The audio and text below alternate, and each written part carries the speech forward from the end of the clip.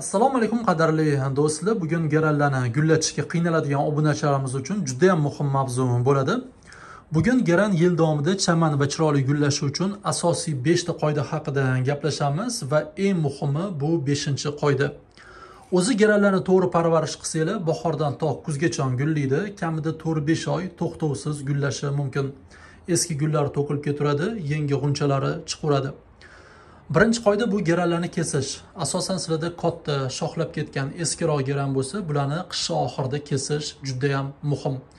Kesilgan geran har doim shoxlab o'sadi, shakli chiroyli bo'ladi va eng asosiysi kesish gullashini qo'zg'atadi. Kesgandan keyin geran har doim chaman gullaydi. Asosan aytganimdek, bu shoxlab ketgan katta geranlar uchun juda ham muhim. Faqat vaqtida kesish kerak. Kesish uchun eng zo'r payt bu qish oxiri, fevral oyida kesish.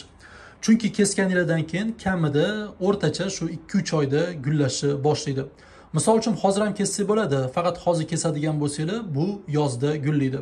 Fevral oyida kesadigan bo'lsanglar bahorning o'rtasida xudo xolasa gullaydi. Birinchi qoida kesish. Endi men sizlarga qolgan 4 ta qoidani tushuntirib beraman. Ikkinchi qoida bu to'g'ri to'y tanlash. O'zi shu joyda ko'pchilik xatoga yo'l qo'yadi. Bahorda geranlarning tuprog'ini almashtirayotganda yangi to'yigini juda ham katta qilmaydi. Geranning ildizlari to'yining ichida zichroq siqilibroq tursa, geran uzoq va chaman gullaydi. Agar sizlar to'yigini juda ham katta qilib qo'yadigan bo'lsanglar, ildiz o'sishi uchun to'yining ichida joy ko'p bo'lsa, o'simlik faqat kuchini ildiz o'stirishga qaratadi, gullatishga kuchi qolmaydi. Katta to'ylarda geran har doim sust gullaydi yoki umuman gullamaydi. O'sha ildiz to'yini qoplamaguncha geranni gullashini kutmasanglar ham bo'ladi.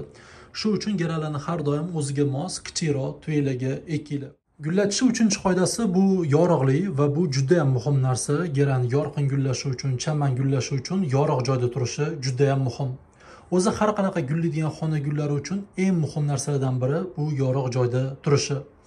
Ustiga quyosh tushishi shart emas. Qaytanga kuchli quyosh tushadigan bo'lsa, barglarini, gullarini kuydirishi mumkin. Asosan gullarni juda ham tez kuydiradi. Lekin geranni har doim yorug' joyga qo'yishga harakat qilinglar. Shu tashqariga qaragan oynalarga yaqinroq qo'ysanglar juda ham zo'r bo'ladi.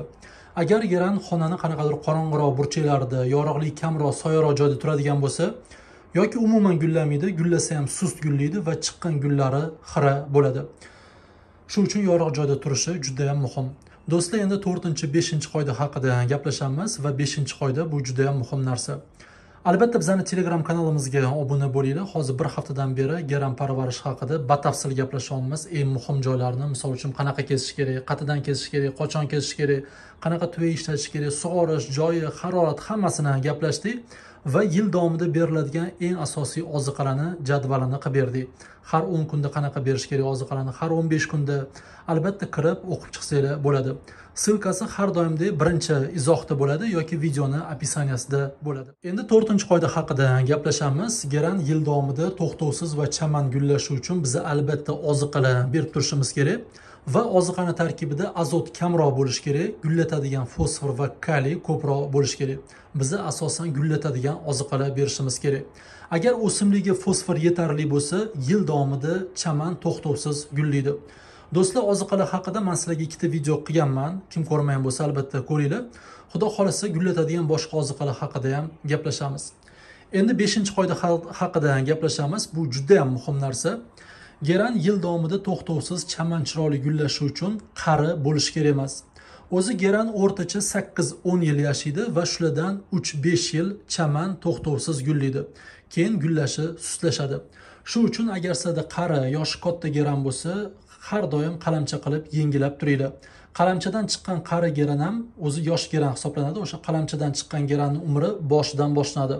O'zi bu haqida biz Telegram kanalimizda kecha gaplashdik, ko'paytirish haqida, qanaqa ko'paytirish haqida. Shu uchun albatta bizning Telegram kanalimizga kirib obuna bo'linglar.